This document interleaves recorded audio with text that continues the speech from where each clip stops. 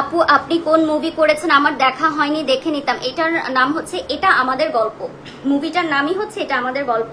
এই ইন্ডিয়াতে একজনের সাথে কথা হচ্ছিল গতকালকে, আপনারা সবাই দেখেছেন ধূমকেতুর একটা ট্রেলার লঞ্চিং প্রোগ্রামে শুভশ্রী আর দেব নাচ করছে।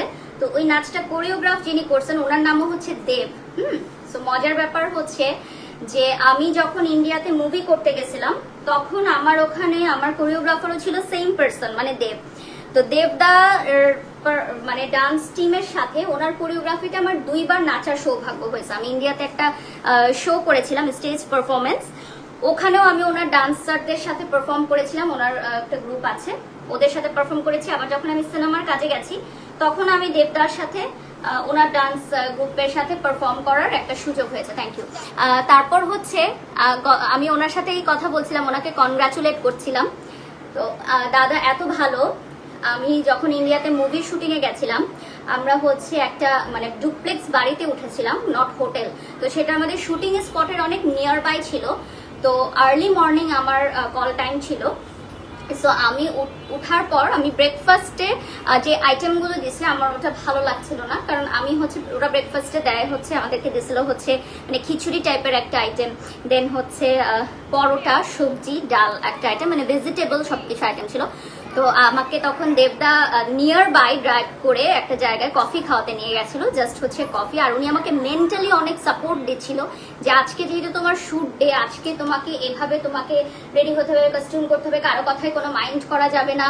তখন সে বলছিল যে উনি হচ্ছে দেবদার খুব ক্লোজ এবং আমাকে বলতেছিল দেবের সাথে কথা বলবা। তো আমি বলছি যে হ্যাঁ কথা বলবো।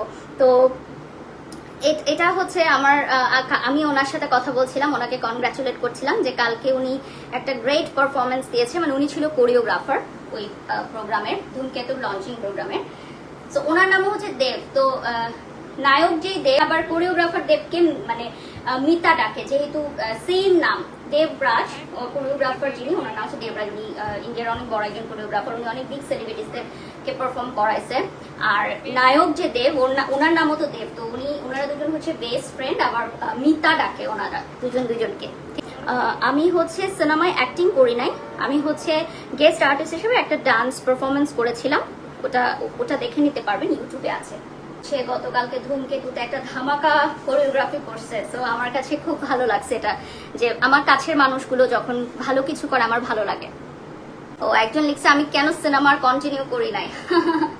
দেখেন রিজিক যার যেখানে লেখা থাকে সে সেখানেই কাজ করে। আর আমার কাছে মনে হয়েছে যে আমি যেখানে কাজ করতেছি এই জায়গাটাতেই হয়তো আমার অ্যাপিয়ারেন্সটা দরকার ছিল, এই জায়গাতেই হয়তো আমার কাজটা দরকার ছিল।